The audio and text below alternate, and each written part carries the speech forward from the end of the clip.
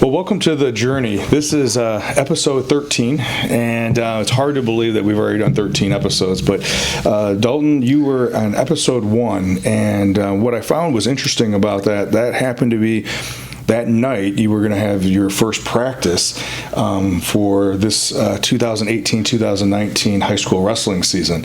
And now we're a couple weeks out of the state tournament. I know you've had some of your club programs that have been wrapping up.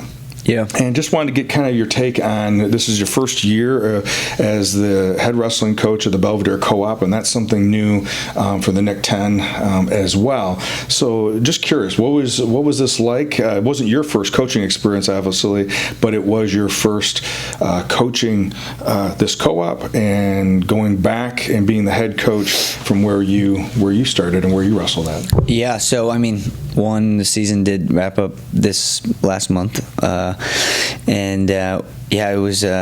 It was a wild learning experience. Sure. As far as the co-op, it was the first time for the Nick 10 to have a co-op program, and I believe the Rockford schools are going to co-op next year into 2 programs. That's still kind of waiting to be finalized, but from everything that I hear, that's the case. But if you could just maybe explain a little bit for people that may not, what's the benefit of the co-op, and what are the reasons that kind of pushes a school or school district into doing that? So school districts seem to be gravitating towards co-oping programs in communities that are maybe not having the participation that they'd like, and instead of cutting a program because of the lack of involvement, I think their hope is that maybe if there's only 2 or 3 or 5 individuals, or 10 for instance, in Belvidere, I think there's 12 and 12 kids from Belvidere, 12 kids from Belvidere North that want to wrestle, and because there's only 12 kids, maybe a program doesn't see maybe a school district doesn't see the point of having a sport, and in this case it kind of is an opportunity to save some money from a budget standpoint, but 2, just to keep the sports alive, I guess. Sure. But so the 2 schools, Belvidere North, co-opt into 1 program, and we practice out of Belvidere North. Okay. I believe next year a few of the Rockford schools are going to co-op with Rockford East and Rockford Guilford. Okay. So it'll be Guilford and Auburn and Jefferson and East. But again, when we release this, this should be finalized. Okay. But it's looking like that, and a lot of it's because Auburn's numbers have been down for a long period of time, right.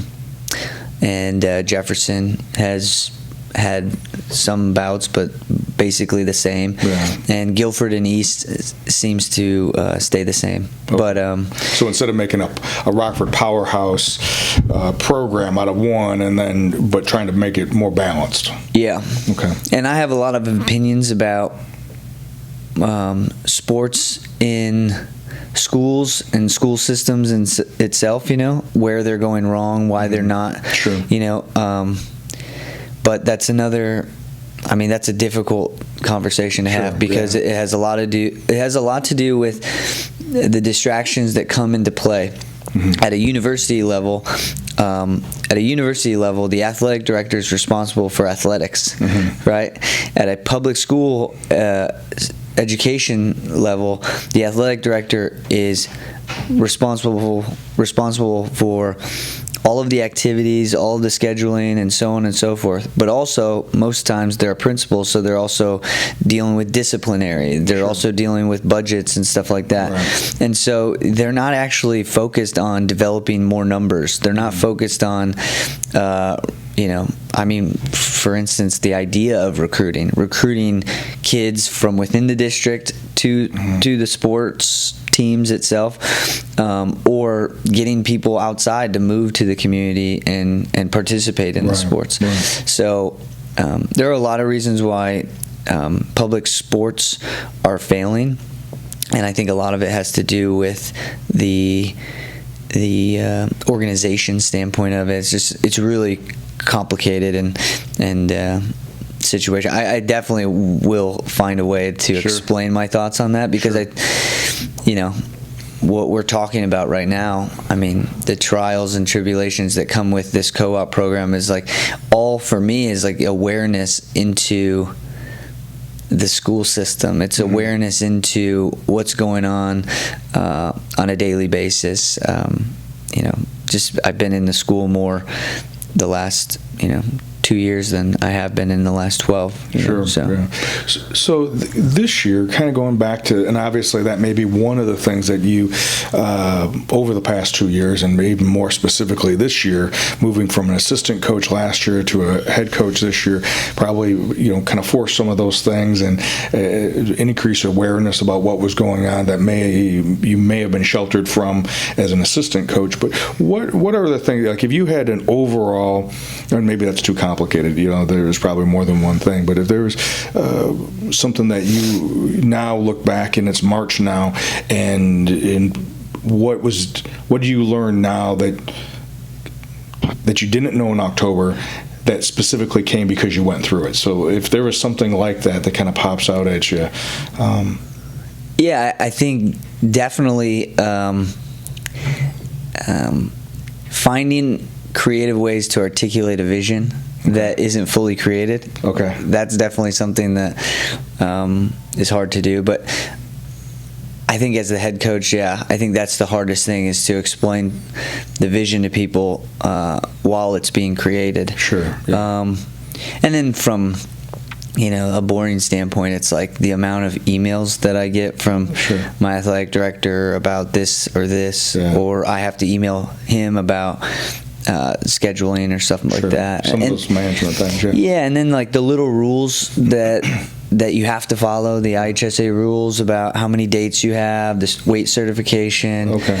There's a lot of things that keep you occupied away from the actual thing. Sure. And I think, that's one of the reasons why I love being an assistant coach as opposed to anything else. Like, then you just worry about coaching. Yeah. And as a head coach, you have to make sure everybody's happy, make sure that they understand what their roles are supposed to be, and this year I can get into the idea of like, if they're not happy with the role that you give them as a coaching staff, you either have to figure out a way that you can reconcile that, or they have to go.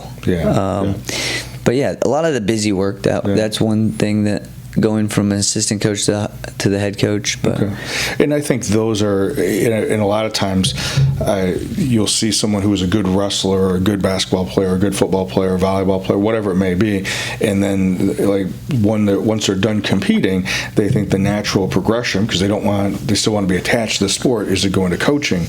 And once you move into that, the top of the podium is to be a head coach, you find out, well, there's more to it than just being on the mat. There's all this administrative stuff and there's management. But I want to jump into something that you said that I'm a little intrigued about, just because it's part of my interest, is this. You talked about the idea of having a vision, but you alluded to the idea that it didn't have to be in marble before you presented it to your staff as well as the wrestlers as well as the parents. What do you mean by that? That it didn't have to be in concrete or in marble? It was an evolving vision. Well, I mean, the places that I've been have experienced a lot of success. And so success isn't easy. There isn't an easy recipe for it. Sure. And you can take somebody else's recipe, but if you don't have the same mixture of family support, family life, commitment to the sport, understanding of the sport, then that recipe doesn't necessarily work. Right. Going to a program like Belvidere, where one, it's my hometown, two, it's a co-op program, so that means that the program's not in great shape. There's a lot of issues that are at the developmental level that are contributing to the high school level.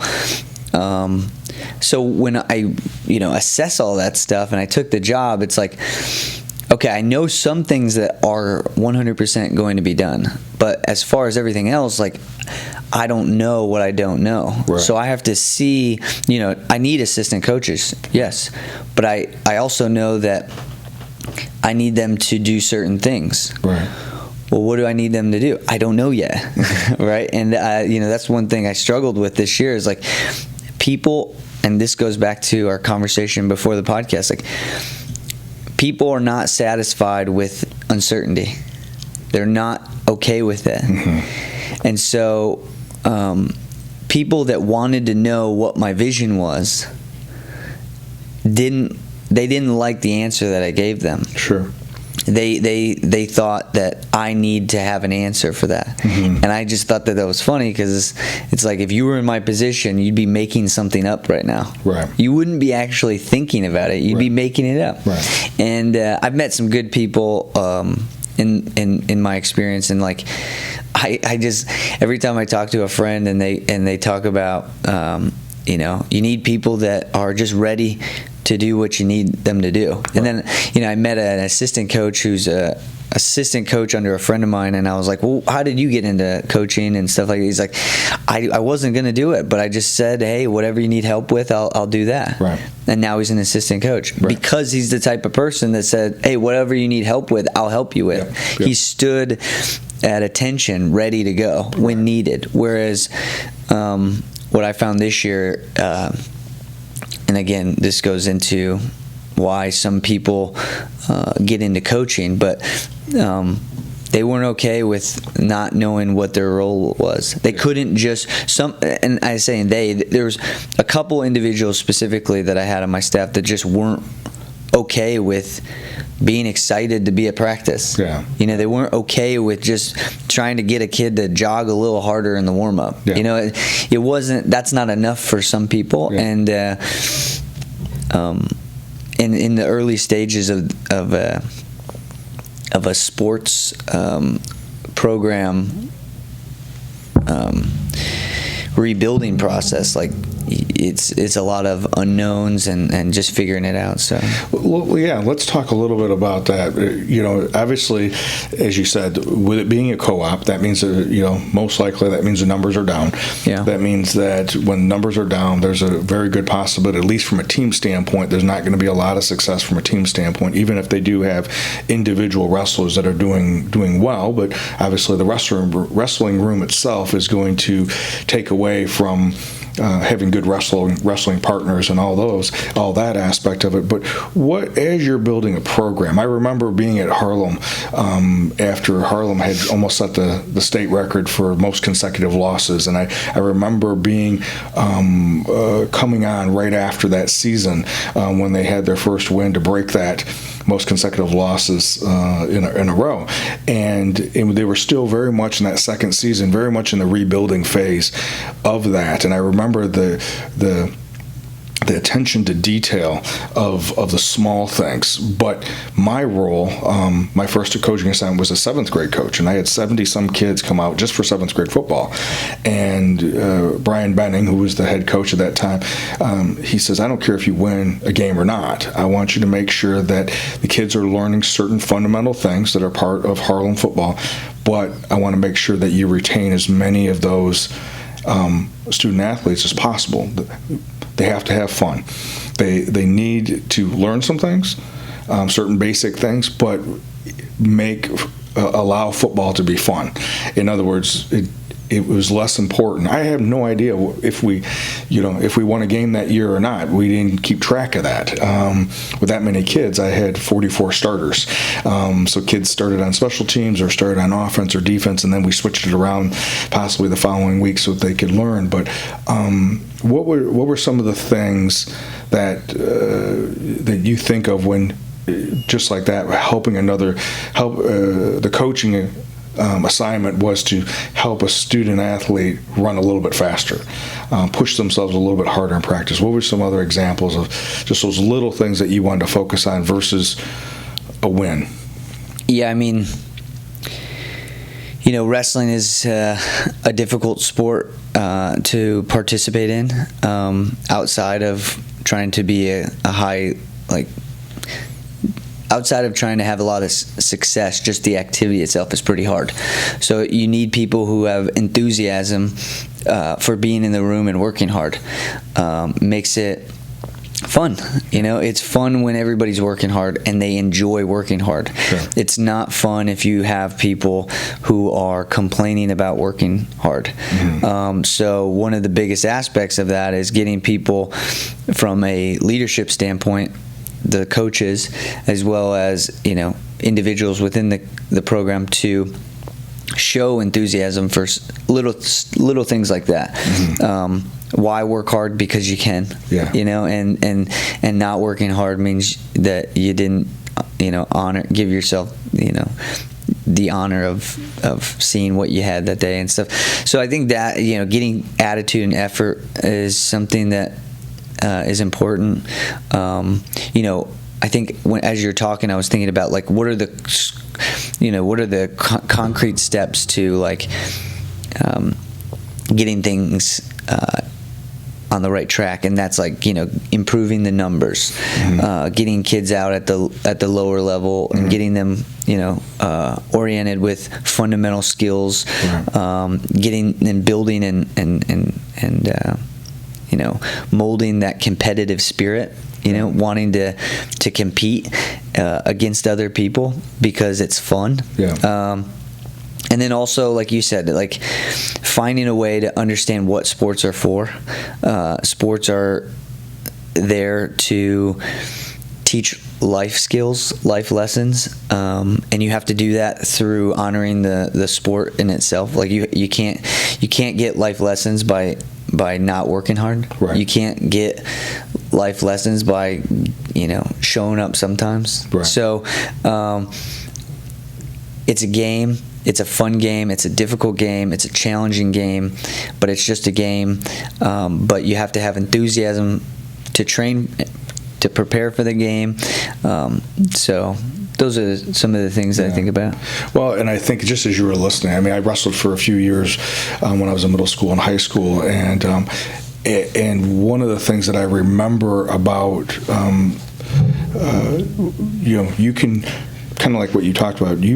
You may not be able to control how tall you are, or certain elements you can't control, but you can control how much effort you put in to improve with what you do have, and in continuing to learn to improve that. And then I think the other element that happens with wrestling, because you're so exposed, you're so vulnerable, it's you against one other person, and if there is a mental block regarding a particular move, a particular shot, then working with them on how to get over that and go through that mental block that's preventing them from being who they could be. Because if they have mental blocks on the mat, let's say mentally they have this block of shooting a single leg, for whatever reason that is, well, there's probably something also in their life, or there is something else in their life where they're having the same problem in with their studies or parents or whatever. Yeah, well, I'm glad you brought this up, because I wasn't thinking about this when we sat down, but then my last 72 hours plus the last month, right, the state series, the end of the year banquets, the social gatherings that you start running into, the family a lot more and stuff like that. It's everything. That's everything, right? Like the wrestling and all that stuff is pretty simple. And almost all of coaching is finding out why individuals are the way that they are. Mm-hmm. And that's what has allowed me to be extremely unattached, mm-hmm. because I can't, if a kid has an issue in wrestling, it's almost 100% that it stems from home, mm-hmm. whether it's a confidence issue, whether it's an anxiety issue, whether it's a focus issue. Those three things, like confidence. Do you have people around you that model confidence in a healthy manner? Mm-hmm. Right? Is it true confidence? Do they really believe in themselves because of the work that they've done? Oftentimes, mm-hmm. everybody struggles. This is not a common characteristic, but it's important for wrestling if you want to be successful. Anxiety, right? Being nervous about the outcome. I mean, to give you an example of that, I had a conversation with somebody, and I talked to the dad, and I said, "Do you get nervous?" I said, "You get nervous, if you remember when you got nervous for like whatever?" And he said, "No." And I was like, "You're lying." Yeah. You're lying to me. Yeah. And I didn't actually say that part. I just, in my head, was like, this guy's got to work out his issues. I don't care who he thinks I think he is. Like, I don't care. He's wrong. He's lying. He'd be the only human being in the history of the world that never got nervous. Right. And his ignorance to that is exactly why his son is nervous. He thinks he doesn't get nervous. His son gets nervous because his dad cares about the outcome. Doesn't care about the effort. He says he cares about the effort, but he doesn't actually only care about the effort. Right. Because the effort is only good enough if the outcome is the one that he wants. Right. If the outcome's not the one he wants, then it always is the effort. Yeah. Where you might just run into a kid that just a stud wants to win. Yeah. And it's like that happens. And then what was the third one? The third one was the focus. Like, I mean, time and time again, a kid will come into the season and say he wants something, and I say, okay, just know that that's going to be hard. And then at the end of the year, the parents are making excuses for them, because not even making excuses for them like they don't want to be at practice, but literally taking them away, saying, no, we got to go do this. This is more important than your focus. So now they're learning not to focus. Where my parents, no matter what, if they want to go on vacation, I was staying home to go wrestle. I was, it's just, so those things are all stemming from home. And this is why, again, whether it's public education or public sports or whatever, or I mean definitely public. Private's a little bit different because you have more opportunities to intervene. I think there's less rules with I'm assuming, I don't know what the legal word, the legal setting is for private schools, but it's like, if a kid's not learning in class, it's likely one of those three things. Sure. Like, why isn't the child learning? So, with anything, when dealing with human beings, it almost always goes to who's around them the most. So if you were going to, just as we wrap up this part of the segment, if there was going to be a couple things that you, let's say two things. Let's say you flash back to the banquet that you had at the end of the year or whatever. If there was two things that you went, this is what I'm glad. I was proud that we did this year. We planted some seeds with doing this. Even if, what would be some of those things that you would say that you would go, all right, this is what I got out of this season? Yeah. One, I definitely got a lot of understanding of organizational leadership and just operations. I've known a lot in the past because I've been around a lot of people. You could have the smartest person in the world at the top, and there's going to be 20 people that think they're an idiot. So I've always known that kind of goes along with it. But understanding like that long-term approach, the seeds, planting the seeds. This year, the one thing that I can be really, really excited about, some things that went our way is, we competed at the lower level and we were undefeated at tournaments. So we were JV champions at the Isnt JV tournament, Jan Jameson Guilford tournament, and then Fresh Soft Conference we won. A lot of that has to do with the fact that we combined teams. Sure. So we had like a double JV squad, and our varsity, most of our varsity guys were JV guys. So it's a little inflated, but from a long-term approach, it's huge. Having wins are important because my personality is competitive. I'm competitive. I want kids to compete. I don't want kids to not want to win. Because winning is an expression of the efforts and the focus that you put in, and it's your honoring your potential. Winning shows that you're doing the right things. So I think winning is important to building that confidence. Why do you have confidence in sports? Because you win. Why do you win? Because you do all the right things. Most of the time when you win, it's not because of anything other than you truly believe that you outworked other people. That might not be true, but because you did the work, you believed it. And so, changing the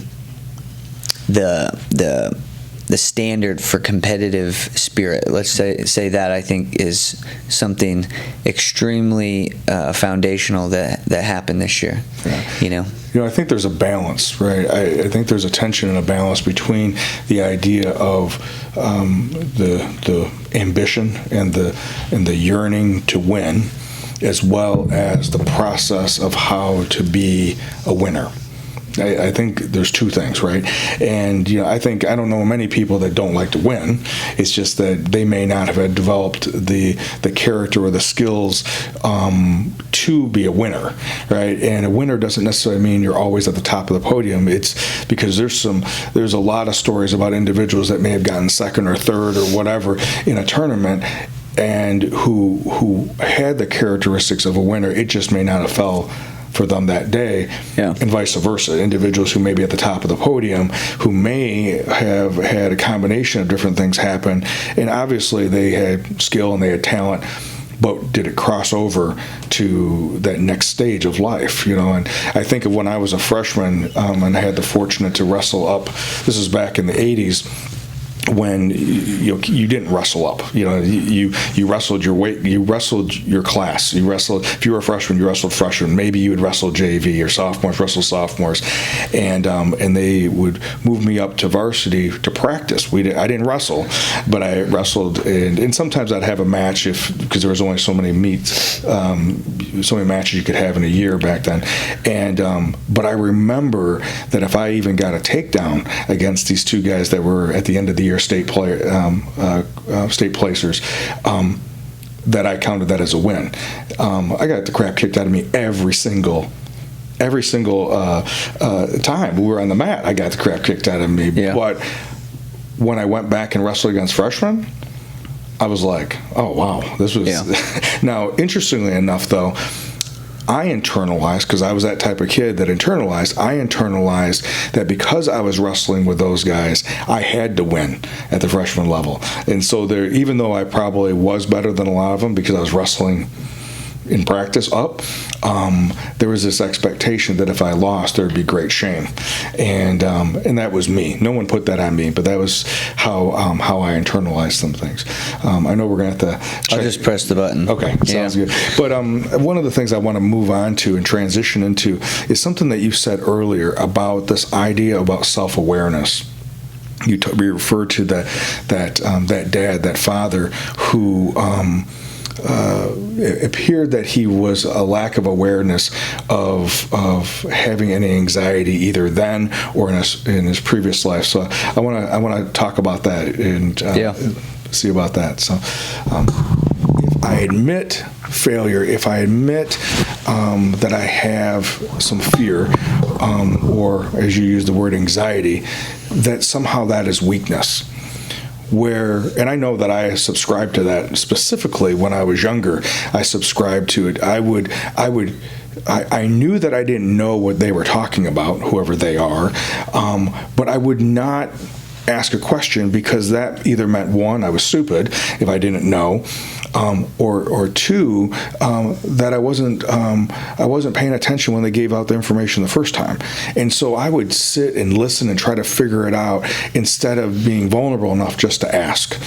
It was only later on that I learned that asking is how you learn, and asking for someone to clarify something is a way of for me at least, that's how we actually go through the learning process, versus like that I should all of a sudden know.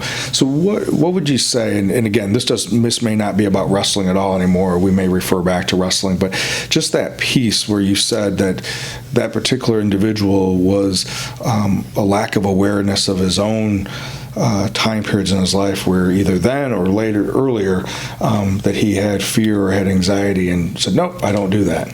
Yeah. I think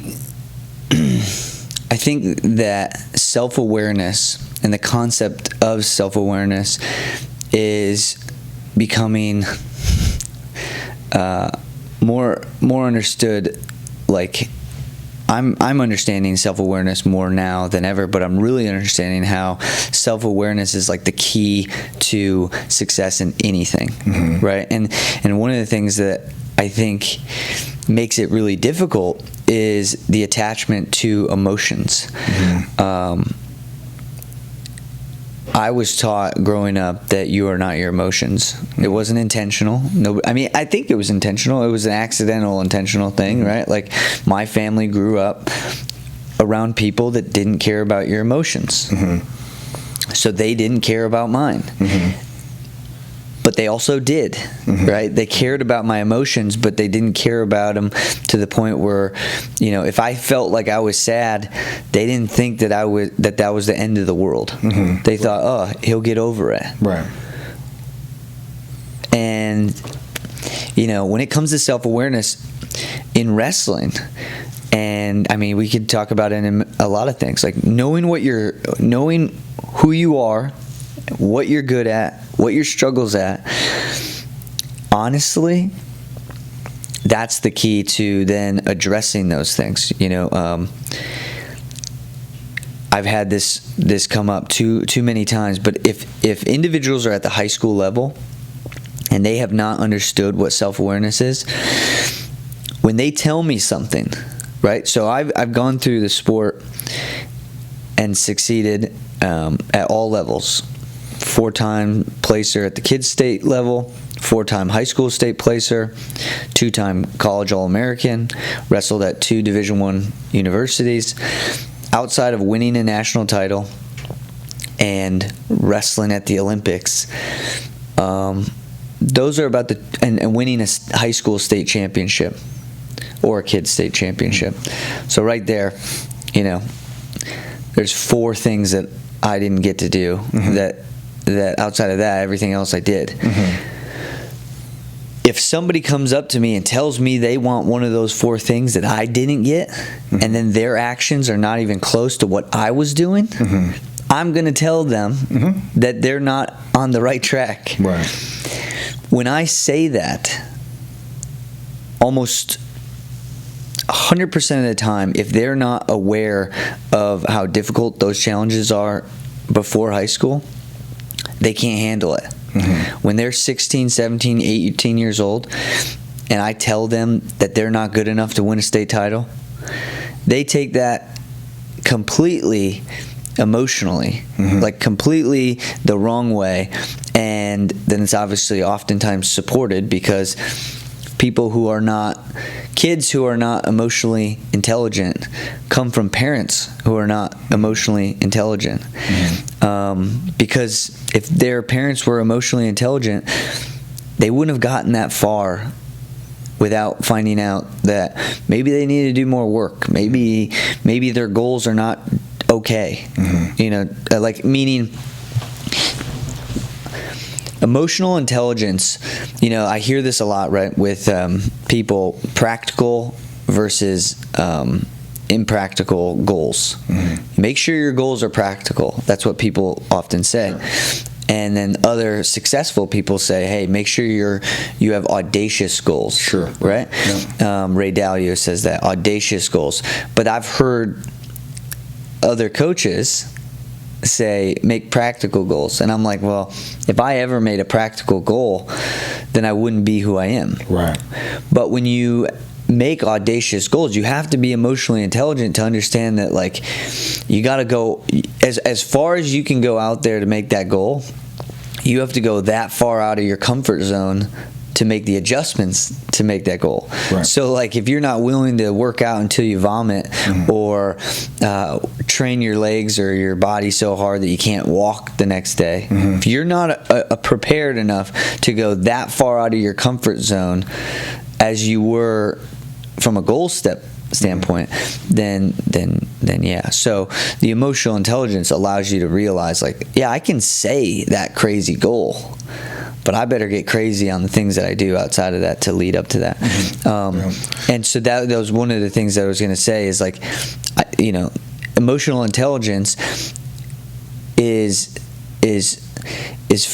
almost taught to be ignored by people, because parents will ask their kids, and coaches will too, what are your goals? And then that kid has been taught, not by the nature of like, hey, what do you actually want? What do your actions tell you? No, they're taught to tell you the goal that you think that they should have.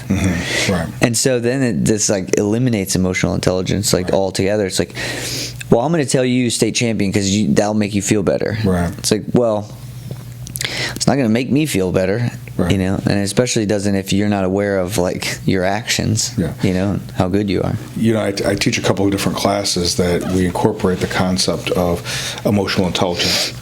And it starts, just like you said, it starts with this idea of there's 4 steps, and there's a lot more into it than what I'm just about to say. But Daniel Goldman was one of the individuals that did this original work and research around this idea of emotional intelligence, and that we all have the ability to have emotional intelligence. It's like our EQ versus our IQ. It's just how developed is it? And some of us are stronger naturally than others because our limbic system is stronger. But it still comes to how developed is it? You can take someone who has 130 IQ, but if they've never been in front of any type of mathematics or any type of science, they're not going to necessarily develop skills in that, even though their IQ could be recorded at that. And emotional intelligence is very similar. We have this idea that the first stage is self-awareness, and then based upon being aware of self, whatever's being revealed, whatever's showing up on the radar screen, then what are you managing? It's self-awareness and then self-management. What are you doing? So if I'm in a bad mood and I have a value system that doesn't look at being in a bad mood as positive, then what am I doing to regulate that? What am I doing to bring me back to a homeostasis?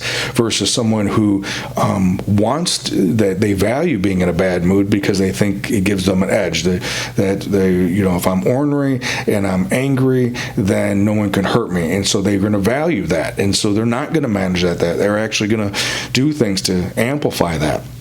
The idea is, let's say we want to be in that homeostasis. We want to be in that place where we're just open, and so being aware of where am I, what am I doing to be in that open space, being in that open place, and then as I do that, then that'll allow me, and especially we were talking about parenting, that as a father, that allows me to be present and in space with my son or my daughter so that I can see where they're at. Because if I go in there with an agenda, I'm not open. I'm coming out of my own personal space, and then I'm managing myself that way, and then attempting to influence or coerce my child that way, which goes back to what you were just talking about, is this idea that if I have this my identity's wrapped up in my son being a state champion or a conference champion or whatever, then that's my goal that's being impressed on him or her, and then they know the given answer to get my dad's approval or validation is to say that. When, though, we're able to manage ourselves, be able to see where someone else is at. We also call that empathy, right?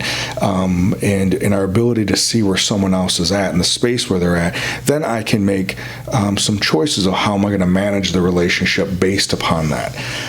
Some people may be in a really angry, negative, unsafe, toxic place. If I pick up on that, if I'm being open, then what am I doing to put myself into a safe position so that I don't get any of that on me? So I think that at least that's how it's been taught to me and how I've been teaching others regarding some premises of emotional intelligence. And some people we never get past stage 1 and 2. And then I'm just impacting. So did you say, is identity a stage? Or is it just part of? Identity is kind of this idea of how do I see my own worth? How do I see my own place where I fit into the world? And so it's so interesting. I remember this, and I know this is almost comical, but I was coaching at Harlem, right, at the time.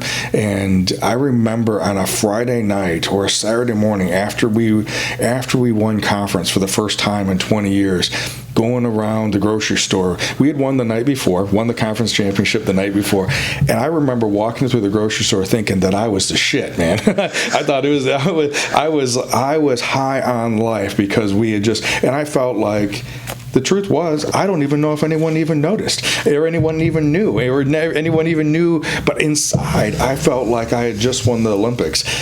I was on the sideline as an assistant coach. I wasn't Brian Benning. I wasn't, those guys. But I remember identifying so much with that. And I think right now with March Madness going on, we have people that are investing their identity based upon if their college team wins or loses. And they have never even been to the university before, let alone have actually any personal skin in the game. That's what I mean by identity.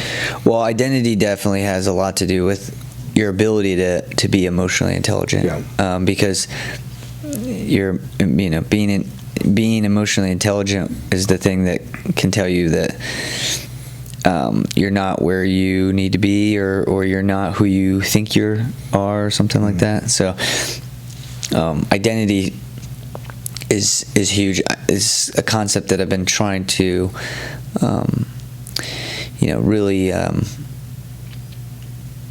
understand better within the wrestling world, because a lot of parents are more involved now. Sports today, there are more parents involved in the sport. Not meaning involved like they're dropping their kids off or whatever, but they're now tying themselves to the sport. I find it common that I hear people say, this is what I tell him, or this is what I do for them. This is what I would say. And it's like, interesting, that's cool, but you don't know anything about this. So, like, really anything that you say is, might help, but like you're too invested already. And I just had a conversation with my mom, and I'm gonna have my parents on the School of Wrestling podcast, individually, because I really want to find out their perspectives individually. But huge aspect, their identity was never. If they would have done this, I would have probably quit wrestling, to be honest, because the thing that I loved about wrestling so much, it was individual sport, right? So it had nothing to do with any other person around. Any other kid, there was nothing that had to do with them. I played football and baseball, and those two sports I was impacted negatively because the coaches favored their kids, or the clique got to start, over me because I was a littler kid. And wrestling took all of that stuff away. It was all about me. It was all whatever I wanted. And if I wanted to make it happen, that's what happened. It was my thing, right? And I really, truly stepped into that ownership of it. And then as I got older and into high school and everything else, it was only about me. My parents came to watch the events, and they would bring me, food for after weigh-ins, and they would cheer in the stands, but that was it. They never once told me when to train. They never told me I had to go do this or that. They never told me what weight I had to wrestle or who to watch out for, who is, they didn't do any of that stuff. They were out of it, to the point where, I mean, if you looked at that experience and then you looked at some of the experiences that I'm seeing right now, it's like, I don't know how to navigate it properly yet, because I don't have an opinion on whether it's good or bad, because, like, on one hand, it's annoying, but it's also the thing that's giving me contact to a lot of these kids. Yeah. Because I'm talking to the parents more than I'm talking to the kid. Yeah. Until the kid is around me, now I get to build the relationship with the kid. But I do think that, I agree with you. I think involving the parents, or having the parents on board, it's kind of like when I do counseling, right? So if someone is a young person, right, obviously a child, or up until middle school before they drive, but even up until, if I have a 19-year-old that's living with their parents, I want my counselors to have the parents involved. Maybe not every session, but the younger they are, they have to be involved every session. And I want them to come in at the beginning and check in with me. Why? Well, this particular student, this particular individual is living with their parents. There's obviously part of the influence. I want to know, is it a positive influence or a negative influence? If it's either one, well, how do we utilize that in this individual, who the client is, the teenager or the middle schooler or whatever? How are we helping that person be to where they want to go, their own personal goals, and what were they created to be? Yeah. They may have picked up and been influenced that they want to be, the next, whatever, LeBron James in basketball or whatever. And that's great, and maybe they have the gifts and the talents to do that. But if the person really deep down inside is an artist and is only doing this because they should, but what they're really passionate about is doing art. Yeah. Well, okay, we can do this activity called basketball. That's cool, and maybe it's going to give you a couple $100,000 scholarship to play, but it isn't going to really be the long term for you, because the long term is that you have an artist in a LeBron James body. I mean, and I think a great example of that is Terry Crews, the actor. He was a football player, but he was a phenomenal artist, and he paid his way through college. I think he went to Western Michigan, if I remember correctly. Was doing art, and then later he became, an actor. And so I think what I would encourage, as I was listening to you talk, is that how to involve the parents, but that's part of that, inviting them into that vision, that what their sons and daughters are doing is more than just this sport. The sport's the vehicle to something that is more unfolding. It's one of the two, right? Well, I mean, it's a little bit of both always, but there are some people that want that sport to be their thing. They really want to achieve success as a competitor. And to be honest, the world that we're living in now, there's a lot more opportunities. Whether it's actually getting into the professional, the wrestling world, there's, to try to win an Olympic title if you're capable, there's a lot of opportunities now. Get into UFC, there's channels and opportunities for individuals. And I think it comes back to that idea. One, I think I definitely will see if we can set up something where you can come and facilitate some type of parents meeting, because I think it would be kind of pretty cool. For one, I could give an opportunity to communicate their concerns or whatever, but also to jump into these other conversations about identity and emotional intelligence, and realizing that it's not about you guys, it's about the other one. But then also addressing that idea is like philosophy matters, right? So your philosophy has to be congruent with your actions. So for instance, if you're a kid who doesn't care if you win a state championship, okay, cool. You don't have to wrestle, right? But if you do want to wrestle for the activity, like because you believe that you want to do this because it will make you better, then okay, I'm okay with that.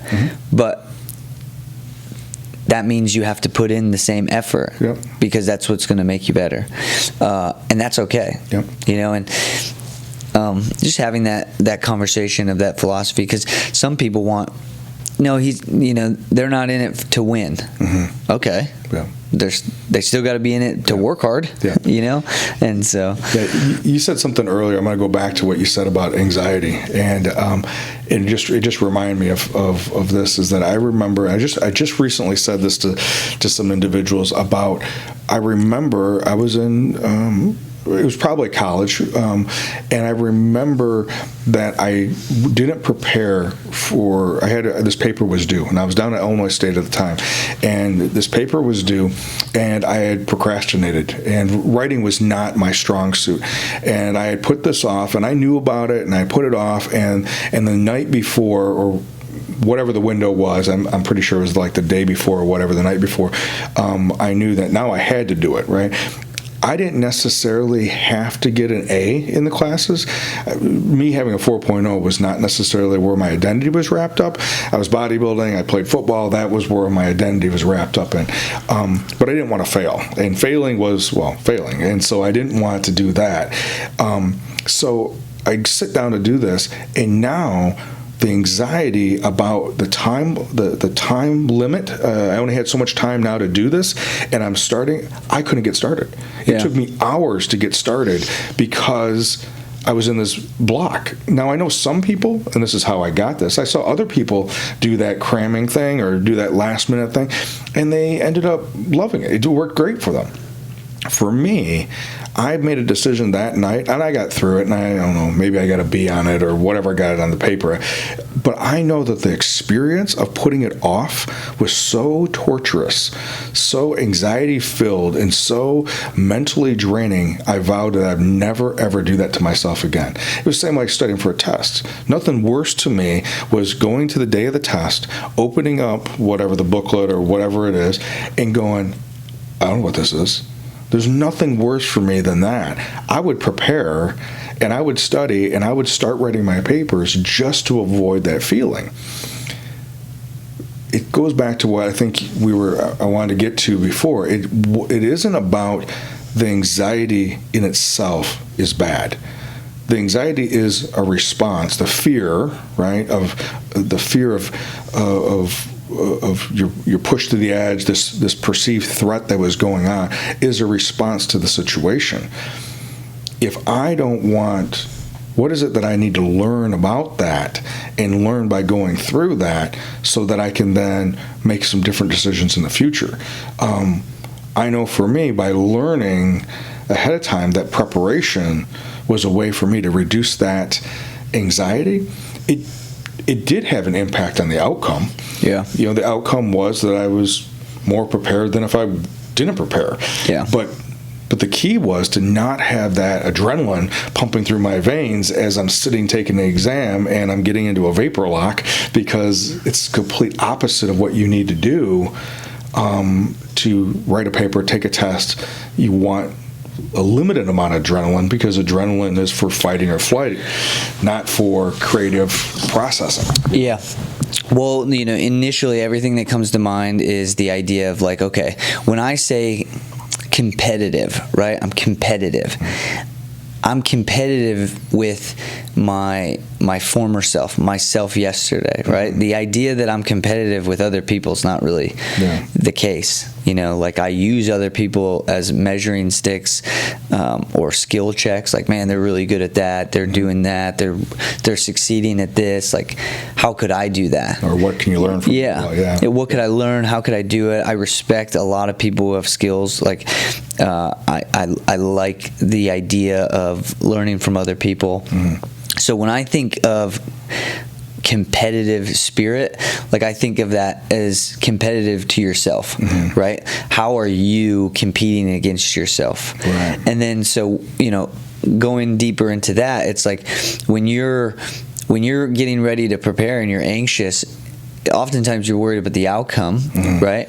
And you're not focused on your abilities and what you're trying to actually achieve. You're trying to actually achieve your best expression, mm-hmm. right? Your ability to express itself within the individual venture, whether it's like writing a paper, performing a sports activity, or building an organization, right? So, I knew this in every single endeavor that I've embarked on. It's been my focus to create that acceptance and that focus on performance based off of the preparation. Right. Prepare for everything. Prepare for the thing that's been in my head, and maybe this is something that I'll talk more about, but prepare for the worst, become best friends with the worst case scenario. Yeah. Right? Yeah. And now that's one concept that governs a lot of how I think. It's like, okay, when you're talking about wrestling, that's where you prepare for the worst case scenario, because that worst case scenario is the thing that you want to avoid in a wrestling match, so that you can have the outcome that you want. But it's that same statement. It's also focus on the performance, right? So the opposite, the polar opposite, the opposite of focusing on the worst case scenario is focus on the best case scenario. You perform well. You get your offensive attacks out. You stay in good position. Your conditioning is well. You got good rest last night. You got a great warm up in. You got you got great coaches in your corner. You got a great strategy for the match. Focus on those things as well. Right. Prepare like this. Prepare for the worst case scenario.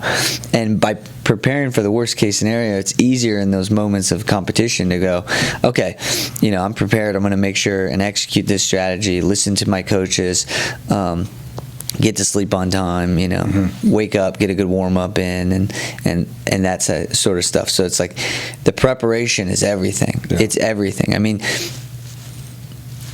it's confidence. Yeah. It's everything. Well, and I think the combination of what you were just saying. I just did a talk recently on sleep and wellness, and in this idea that working hard and then making sure that you give yourself enough time to have quality sleep to restore.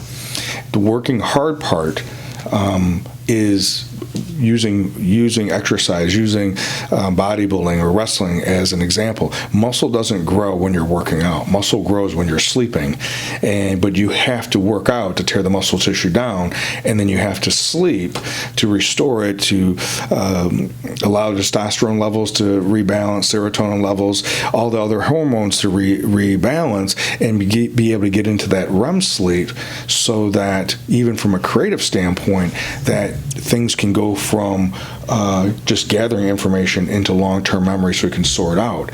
And that's all part of it. It's the combination of not only, that's also part of the preparation piece of it. Anything that you don't know, you're not going to learn that morning before the meet. If you don't know it before then, I'm pretty sure there's not any new move you're going to teach someone that they can execute well. Yeah, I mean, that goes into everything that we've been talking about lately. It's it's unfolding. Yeah. Let it unfold. Yeah. There's as we get ready to wrap up for this episode, but there was a metaphor that came to mind when you were talking about preparation. And back maybe a generation ago, there was an element that if you were going to go on a road trip, one of the things that you had to be prepared for is a flat tire, because this was pre people having access to cell phones and all that. And if you were worried about having a flat tire, but you didn't make sure that your spare tire was inflated, that you had a jack, that you had, a wrench to take the lug nuts off. If you didn't have any of those things and you knew how to utilize them, you had practiced changing a tire, then there's a good reason why you should have anxiety on your road trip. But if you've done that, and you're going down the road, doesn't mean that you should purposely aim for every pothole, right? But there's going to be times, if you're like me, that I'm going to think, my thinking can go off to the left and go, well, what if we get a flat? And I just have to remind myself, utilizing a metaphor of that we can worry about the worst case scenario, which is, let's say in this case, a flat tire. But if we prepare for it, a flat tire still may happen. All right, Yeah. So we're going to have to pull off to the side of the road. We're going to have to spend, it may take us, 30 minutes longer to get to wherever we're going. But it's not the end of the world, even though that would be considered the worst case scenario. Now, if I haven't done any preparation and I just hoped that it wouldn't happen, I've just made my trip a little bit harder on myself because I didn't do any prep. I think the beautiful thing about metaphors is that this has nothing at all to do with, a flat tire, because there's 1,000 people right now going, well, I'll just call somebody on my cell phone. But it's more about how does this apply to life with preparation. We identify something as what could be the obstacle in the road. And if we've identified what that obstacle is, instead of wishing it wasn't there, what is it that I can learn? What is it I can grow? What element of this obstacle is now my teacher? Regardless if that is slowing myself down and letting things unfold, or is it as things are unfolding, I'm still doing all the prep work that I can do, or maybe stepping back and giving myself enough time to be creative and not just pushing just to push. Yeah. Yeah, I mean, I use, because of wrestling, it's like a combative sport, so I always talk about metaphors with, your sword, sharpening your sword. Your sword could, it's all types of preparation. But yeah, I mean, I don't know what, I guess when we talk about all these things, I feel like they're so understood, duh, I get it, because I've gotten it, I prepare, right? And if something comes up that doesn't feel good, it's like, why didn't I prepare? Why couldn't I have thought ahead of time that could have happened? Right. Because I can do that with anything, right? That's why, I can go into businesses and I can say, all right, give me your business plan, how you're executing your business plan, what your costs are, and I can tell you if you're doing it wrong. And it's 100% because I can look at I think human beings are set up to kind of look at those flaws, but sometimes we're taught to ignore those things from a negative standpoint, because if you focus on those negatives, then it kind of gets well, I think grim, there's also, right? I think there also is an element, regardless if we're talking about a father or a mother when it comes to wrestling, or a business owner with their business, there's a tendency to become so attached to the baby, regardless if the baby's the business or the baby's your 15-year-old son, that they ignore things. They ignore. They choose to look the other way. They build up another storyline. It's an interesting thing, and I debated if I was even going to bring this up, but I was listening to a podcast this morning, and now when this episode comes out, it'll be a few weeks later, right? But this political thing that was going on with this whole looking into Trump, if he'd been involved with Russia or not involved, and it's been a year and a half since he's been elected, I think. Yeah. And now it's come out that the Mueller report is saying that he wasn't involved, right? And I'm listening to this commentary go on, and this was on a podcast, so it had nothing to. It was just independent, just guys like you and I talking, right? And it was just their observation. But it was this individual that said that didn't focus either on Trump or whatever, didn't focus on any of that, but focused on how the media had certain elements of the media had taken this, in spite of the evidence that was there, had made this whole storyline that he had to have been doing this because they didn't like him. And this isn't about liking Trump or not liking Trump, or is he doing a good job or not doing a good job. It's a great analogy, though. But it's this idea that there was a certain group of individuals that have so much vested in the outcome that when it doesn't go in the way that they want it to go, they're going to make up a story of why it must have went that way. Yeah. And that's that. And then we have other individuals who are making money off of that. Yeah. Regardless if it's in the media or in the news or whatever it is. And because of the lack of awareness, if I have a certain desire for outcome, then I've already put myself in a vulnerable position to be swayed not only by my own emotions, but all the other people who are going to be dictating this process. Yeah. I mean, what you just said is especially the politics, it's so clear, right? Because, I mean, it's so interesting how politics has one, the internet, technology, social media, just communication in general has skyrocketed in the last decade, which I think is just unbelievably awesome, because stuff like this is just creating opportunities to talk about things that we noticed, because we're even more capable of noticing things, because it's just not you and I talking about something. It's like there's other people noticing those too, so now we can spot out these things. But it's so fascinating that a human tendency is to create a news story to justify the situation. Right? So it's like, well, this is happening right now, but it must be because of this. Somebody must be lying to us. He must have cheated to win. Yes. Because he couldn't have won on any merit because he's blank, blank, blank. Yes, exactly. And so that transcends into almost all of these things. Business itself, right? Like there are things that you can see, right? And the things that you see are the problems or the potential problems, right? And that makes the percentage of success go lower, right? Within businesses, what's the market, right? What's the demographic of the market? How much GDP is available in that market? That skill, that service or product, what's the demand in that market? And so all these things, right? And you can look at them and you can say, okay, well, it might be hard. It's going to be easier to succeed selling something like gas that everybody needs, as opposed to selling, let's just say, hearing aids. There's only a specific population of people. So instantly there's like a change in competitive marketplaces. Well, it's like there are people that get into the difficult marketplaces, right? And then they lose, and then they say it's because so-and-so did this or that. It's like, well, it's competitive, so it's like harder to do. So you're not splitting wood, you're doing something more complicated. And so with any type of situation, I think people just, they have to, because again, going back to, I don't know if we even started the podcast with it, but all goes back to this order and chaos.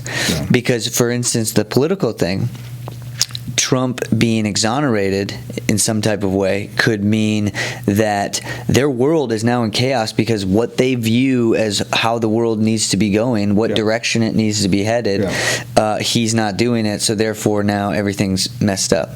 In sports, if I tell a kid, like, hey, if I tell a parent and a kid, like, hey, you're not doing the things you need to do to get to here, well, that might throw a monkey wrench into everything, and now they're chaos. Like, what's plan B? Well, I don't know, but it can't be this, because this is not working. Well, and so I'm going to go back to this piece, and we'll try to see if we can move into wrapping today's episode up. And I know we could spend tons of time talking about different things, but we talked about this idea of self-awareness, and whenever this is, that we have a desire, a goal, and that's going to be coming out of our order. Right?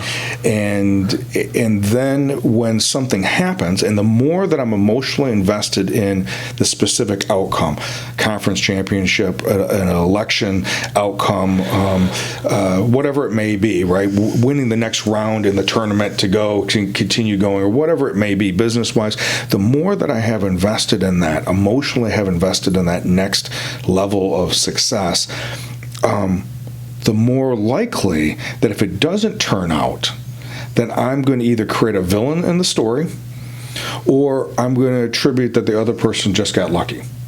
So there's this tendency that I'm going to or I'm going to think that it was bad luck on my part, right? And so I was watching, a phenomenal basketball game.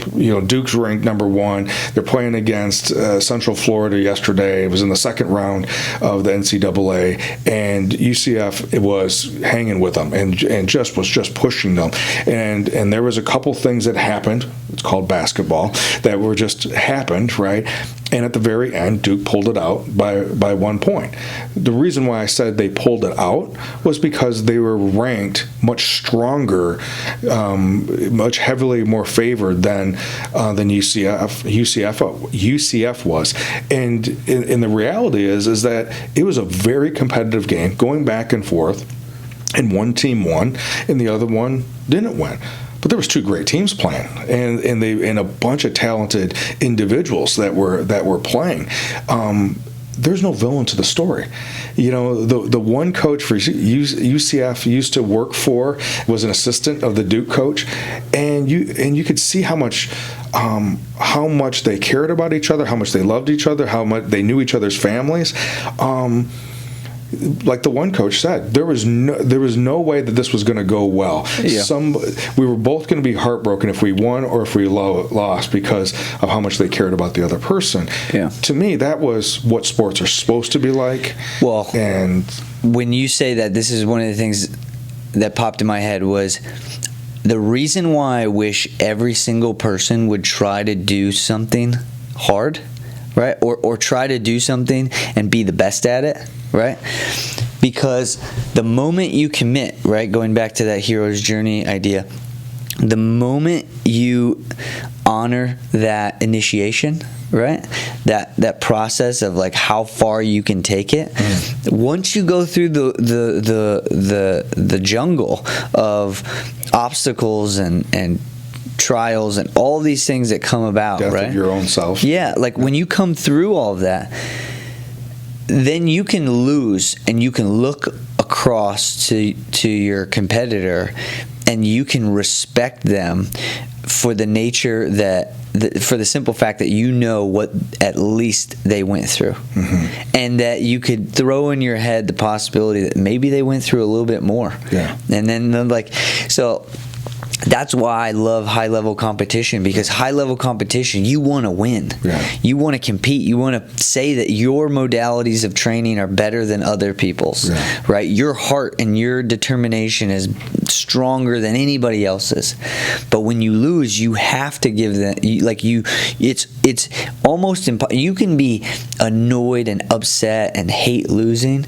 You can't, but unless you're a complete sociopath, right, where you're not aware of anything, you can't look and say that they're not good. Yeah. It's one of the things I laugh about. People say, it's not good. Like, they're not good? They just whipped you. Yeah. They're not good. Yeah. Let's just say they're good. Yeah. And just say you didn't do as well as you should have. Yeah. How about that? Yeah. Don't tell me that the guy who whipped you isn't good. Yeah. Because that makes you look really bad right now. Right? Even less than that. Yeah. And so it's like when you get to those experiences where you push yourself, when the head coach was the assistant coach of the team that won, and you go, man, I know what they're doing, and we're right there. Yeah. That is unbelievable. That's a great feat. They're the number 1 team in the country. We were under, we were not that high, right? I don't know the rank that they were, but I'm assuming 16 or to be honest with you, this was in their bracket, and Duke was number 1 in the bracket, and UCF was down number there. 9 or whatever it was. But the fact that they did that, that coach knows what the best of the best are doing, and he obviously knows that they're right there. So it's like, that's why I wish people did stuff hard. Like when it comes to politics or business or whatever, and I find myself doing this all the time. But I always try to go, all right, I'm either not going to worry about it or I'm going to try to do it. Yeah. And I just wish people would try to do the best that they could at something, so that they could have that, so that they can be humbled. Yeah. How about that? Like, humbled is the best word. It's like, I know I'm good at wrestling. I know I train hard, and I know that I continue to learn. I know that I continue to take care of my mind, my body, and everything. But man, when I see somebody that's doing really well, or if I compete against somebody and they beat me, take me down, or something like that, it's like, what are you doing? That's awesome. That's I respect that, and I wish more people would just require themselves to do that so that they could understand. Because I think, talk about society, I think that's what is holding us back, is our judgment's not warranted. Like, it's like, if you want to judge because you are the type of person that does the actions, right? Like, if you hold the standard and then you judge somebody, but you can understand why they went, then you have empathy. Then you have a true empathy, because you're in the trenches, right? And that's going back to the season and coaching. Like, I think that's one of the things that has taught me to be even more unattached, is the empathy. It's like, okay, all these things are going on. Yeah.